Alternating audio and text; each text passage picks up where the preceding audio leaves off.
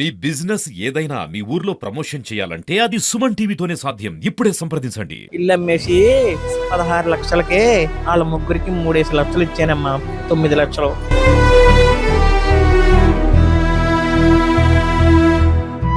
కోడలేమన్నదో చెప్తే ఆలకించండి. కొడుకు అలా కూర్చున్నాడమ్మా. డాక్టర్ గారి దగ్గర అపాయింట్మెంట్ పెట్టుకున్నాను. ఆ డాక్టర్ దగ్గరికి నేను వెళ్ళాలా, ఆటోకి ఎగత్తాను, మీరు వెళ్ళిపోండి అన్నదండి.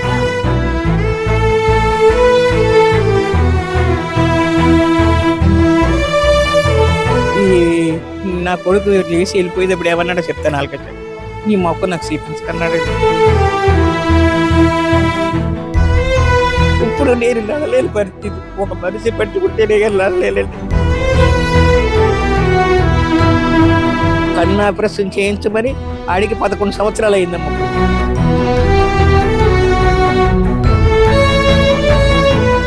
నమస్తే, వెల్కమ్ టు సుమన్ టీవీ. ప్రజా ఫిర్యాదుల వేదిక ప్రతి సోమవారం కూడా కాకినాడ కలెక్టరేట్లో అనేక సమస్యలతో ఎంతో మంది జిల్లా వ్యాప్తంగా ఎక్కడెక్కడి నుంచో కూడా కాకినాడ కలెక్టరేట్కి తమ సమస్యలను విన్నవించుకునేందుకు వస్తూ ఉంటారు. ఒక్క రెవెన్యూనే కాదు, ఎటువంటి సమస్య అయినా సరే కలెక్టర్ గారికి అర్జీ పెట్టుకుంటే ఆ సమస్య తీరుతుంది అన్న ఒక్క నమ్మకంతో కాకినాడ కలెక్టరేట్కి చేరుకుంటూ ఉంటారు. ప్రస్తుతం మనతో పాటు ఒక ఆమె ఉన్నారు. ఆమెకి అమ్మ, మీ పేరేంటి, మీ వయసు ఎంత? నా వయసు 94 సంవత్సరాలు.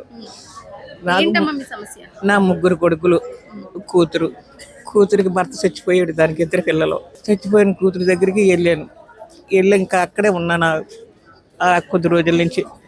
16 సంవత్సరాలు అయింది. 16 సంవత్సరాలు బట్టి ఆడపిల్ల దగ్గరే ఉన్నాను.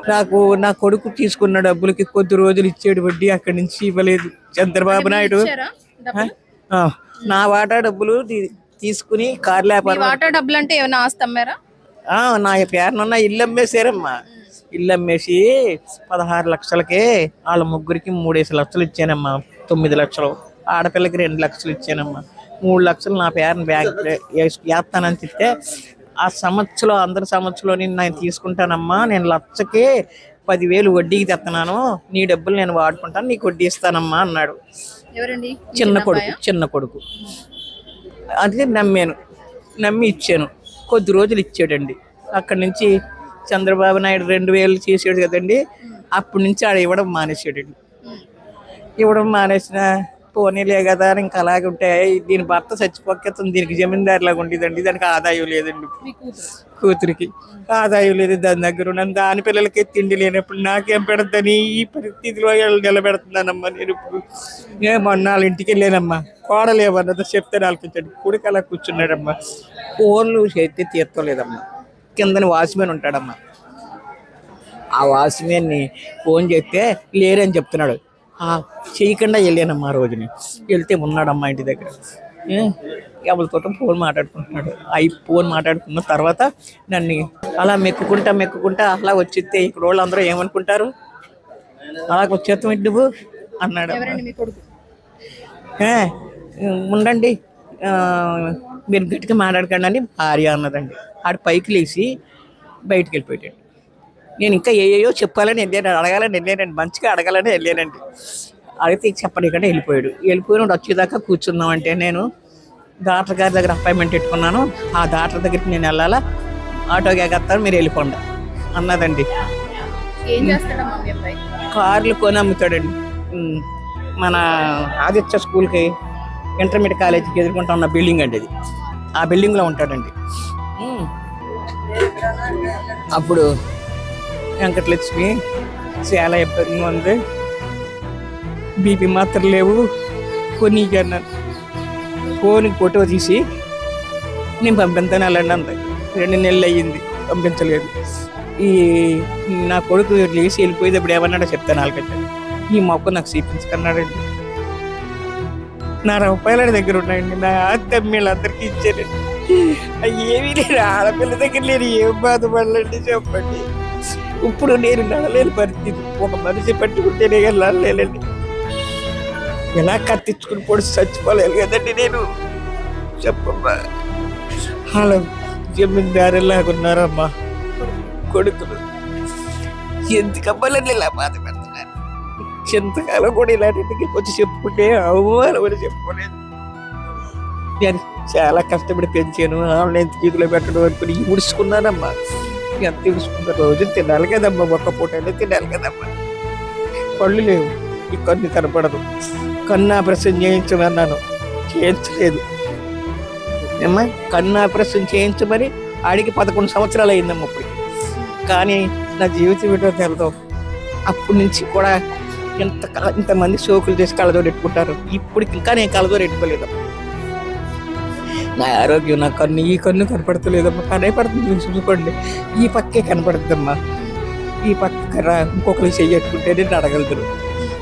ఇలాంటి పరిస్థితుల్లో మొన్న వచ్చానమ్మా. ఇప్పుడప్పుడే 4 వారాలు అయిపోయి తిరుగుతున్నాను ఇక్కడికి. వస్తే ఈ కాగితాలు మరో గారు ఆఫీస్కి పంపించారు. వాళ్ళు ఇంటి డోర్ నెంబర్లు తెమ్మంటున్నారు. నేను ఎక్కడికి వెళ్ళండి, ఫోన్ నెంబర్లు ఇచ్చాను. ఫోన్ నెంబర్ల వల్ల కేకేసి అడిగి సిక్కిప్పుతారేమో అనుకున్నాను. ఇంటి డోర్ నెంబర్లు రావాలమ్మా, అయితే వెంటనే తేల్చేద్దు మేము అని వాళ్ళు అన్నారండి. మీ కొడుక్కి మీ వాటా వచ్చిన డబ్బుని ఇచ్చానన్నారు కదా, తను ఫస్ట్ లో వడ్డీ ఇచ్చాడమ్మా మీకు? అంటే ఇస్తాననే కదా తీసుకున్నాడు? ఇస్తానని తీసుకున్నాడమ్మా. 2,000 ఇచ్చి కూడా అమ్మా, నెలే కదండి ఎంతో కొంత తీసుకునేదాన్ని. తర్వాత నుంచి ఇవ్వలేదమ్మా. ఇప్పుడు మరి మీ ఖర్చులకి ఎలా అమ్మా? ఖర్చులకి పింఛనీ డబ్బులు వస్తాయి కదమ్మా. అయ్యమ్మ అమ్మాయి ఇంటి దగ్గర ఉన్నాను కదా, దానికి వచ్చిన పింఛనీ, నాకు వచ్చిన పింఛనీ 6,000 ఇంటి కడుతున్నాం. ఇంకేమున్నాయి చెప్పమ్మా తిన్నాక. పిల్లకి జీతం, ఆ స్కూల్లోని అలా ఆయన తెచ్చిపోయినాయి.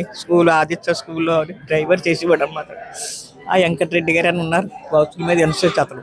ఆయన ఏదో పని చేసుకోమ్మా, పిల్లలతో ఇబ్బంది పడుతున్నామని ఆ టెంట పూట ఇప్పించేటండి. దానికి పొద్దున్న 7 గంటలకు వెళ్ళాలండి, మధ్యాహ్నం 12 గంటలకు వస్తుంది, రాత్రి 7 గంటలకు వస్తుందండి. 2 పిల్లలు ఉన్నారు ఇంటి దగ్గర. ఆ పిల్లలు బడి చదువుకుంటున్నారండి ఆదిత్యలోని. అప్పుడు అతను బతుకున్నప్పుడు సగం ఫీజు తగ్గించి పిల్లల్ని జాయిన్ చేశారండి. ఇప్పుడు 2 పిల్లలకి ₹1,00,000 ప్రతి సంవత్సరం కట్టాలి, ₹1,00,000 వాళ్ళు తగ్గించున్నారండి.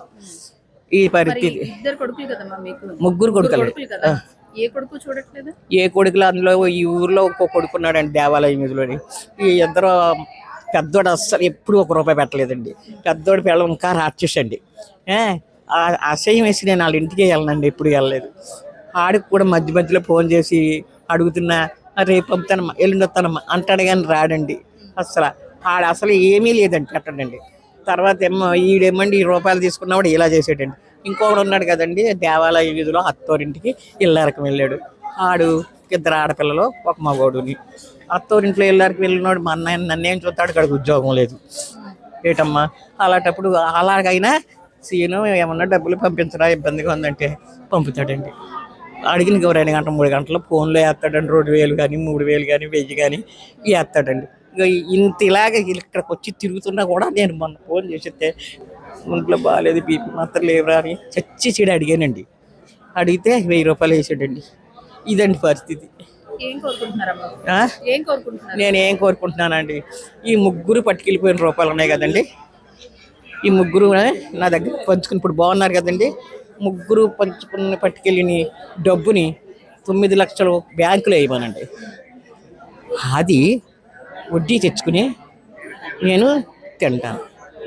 ఆ తెచ్చిపోయాక తీసుకున్నాను. అది కానీ లేదా నెలకు 10,000 అవుతున్నాయి నాకు. 3 మనిషి 3,000 చొప్పునే అలా 10,000 ఇచ్చినా నాకు బాధ లేదు. ఇది నేను కోరుకునేది. ఇది ఏమ్మా చూసారు కదండి, కని పెంచి ప్రయోజకుల్ని చేసిన తర్వాత వృద్ధాప్యంలో తల్లిదండ్రులకు పట్టే పరిస్థితి ఇదే అని కళ్లకు కట్టినట్లుగా చూపిస్తున్నారు. 94 ఏళ్ల వయస్సులో ఇంకా కార్యాలయాల చుట్టూ తనకు న్యాయం చేయమంటూ కూడా తిరుగుతున్నారు. 3 కొడుకులు ఉన్నప్పటికీ కూడా ఎవరూ తన్ని పట్టించుకోవడం లేదని, తనకున్న ఆస్తిని అమ్మి 3కి పంచి తాను కూతురు దగ్గర ఉంటుంది. కూతురు పరిస్థితి కూడా తన భర్త చనిపోవడంతో, అంటే అల్లుడు చనిపోవడంతో కూతురు పరిస్థితి కూడా అంతంత మాత్రంగానే ఉంది. తనని తాను తన పిల్లల్ని చూసుకోలేకపోతుంది, ఇంకా నన్నేం చూస్తుంది. నా కొడుకుల నుంచి ఎంతో కొంత నాకు ప్రయోజనం కలిగేలా చూడమంటూ కూడా కోరుతున్నారు. లేదంటే కనుక ప్రతి వారం కూడా ఈ కలెక్టరేట్కి రావడం, అర్జీలు ఇవ్వడం జరుగుతూనే ఉంది, కానీ తన సమస్య పరిష్కరించడం మాత్రం జరగడం లేదంటూ కూడా ఆవిడ ఆవేదన వ్యక్తం చేస్తోంది. సాధారణంగా 94 ఏళ్ల వయస్సులో ఇంటి నుంచి బయటకు రావాలంటేనే జరగని పని అలాంటిది కార్యాలయాల చుట్టూ తనకు న్యాయం చేయమంటూ కూడా తిరుగుతుంది. ఆవిడ అడిగేది కూడా పెద్దగా ఏమీ లేదు. తన నెల మందుల ఖర్చు ఏదైతే అవుతుందో ఆ ఖర్చుని కొడుకులు భరించాలంటూ మాత్రమే కోరుకుంటుంది. మరి ఈ సమస్యపై ఎటువంటి సొల్యూషన్ చూపిస్తారు, ఈవిడికి ఎటువంటి న్యాయం చేస్తారనేది మనము వేచి చూద్దాం. కెమెరా పర్సన్ శ్రీధర్తో అనుశ్రీ, సుమన్ టీవీ, కాకినాడ.